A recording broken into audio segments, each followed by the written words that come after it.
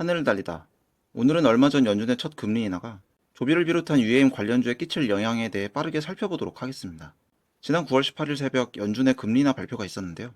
많은 전문가들이 0.5%를 인하하는 B컷을 예상했는데 예상대로 연준은 B컷을 단행했습니다. 그러나 그럼에도 불구하고 주식시장은 하락 마감을 했고 미국채 10년물 금리는 1% 가까이 상승했는데요. 경제 상식으로 금리가 인하하게 되면 주가가 상승하고 채권 수익률이 떨어져야 하나 금리 결정 이후 파월의 인터뷰로 인해 반대의 결과가 나타나게 되었습니다. 시간 단위로 보면 금리 인하 결정 발표 시점엔 채권 금리가 급락했는데 이후 내년 금리 전망 예상치가 기대보다 높게 나온 점, 그리고 앞으로 기준금리가 3.5% 이하로 떨어질 가능성이 있는가란 질문에 우리는 제로금리 시대로 다시 돌아가지 않을 가능성이 크다고 말한 점이 채권금리가 튀어오르는 주요 요인이 되었습니다. 일단 시장의 금리 기대치가 꺾인 점을 먼저 살펴보면 시장은 내년 기준금리가 3에서 3.25% 정도로 떨어지길 기대하고 있습니다. 그러나 이번 FOMC 발표에서 연준이 발표한 내년 예상금리는 보시는 것처럼 3.4%인데요. 올해 11월, 12월 남은 두 번의 금리 결정에서 기대와 달리 0.25%씩 베이비 컷을 하는 것으로 보이기 때문에 시장의 기대감을 충족시키지 못한 점이 주가 하락의 요인이 되었습니다.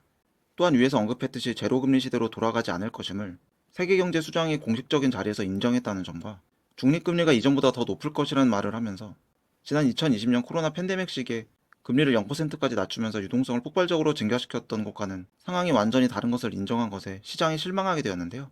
일단 발표일 기준 주가의 흐름이 이렇게 되었지만 구체적으로 시장이 어떤 방향으로 흘러가게 될지는 좀 더 지켜봐야 할 것으로 보입니다. 그렇다면 이번 금리 인하가 UM 섹터에 어떤 영향을 미칠지 살펴볼 텐데요. 이번 발표에서 UM 섹터는 확실히 매크로 환경에 크게 영향을 받는 흐름세를 보여주었습니다. 조비의 경우 B컵 발표 이후 5.1불대에서 5.5불대까지 8% 가까이 상승했다가 시장의 실망과 함께 5.2불까지 주저앉았고 아처도 이와 비슷한 흐름을 가져갔습니다. 다만 긍정적인 요소를 하나 찾은 것은 비슷한 흐름을 보인 여타 소형 기술주에 비해 변동성이 크지 않았다는 점인데요.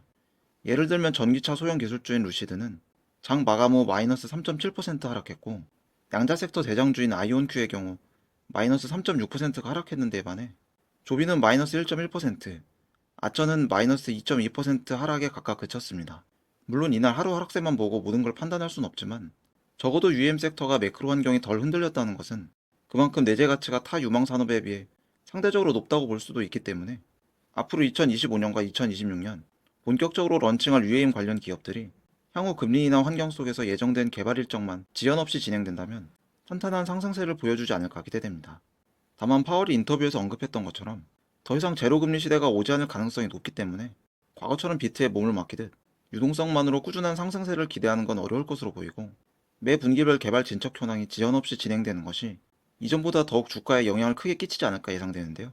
더욱이 현재 UAM 기업별로 공장 건설 및 양산 준비가 한창인 가운데 설비 도입 지연이나 초기 양산품 품질 문제 등으로 납기가 지연되지 않는 것이 굉장히 중요해 보입니다.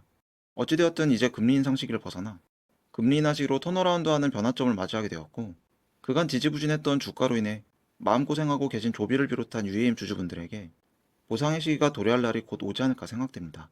하늘을 달리다. 오늘은 연준의 금리 인하 발표에 대해 빠르게 살펴보았습니다. 다음 시간에 다시 뵙도록 하겠습니다. 감사합니다.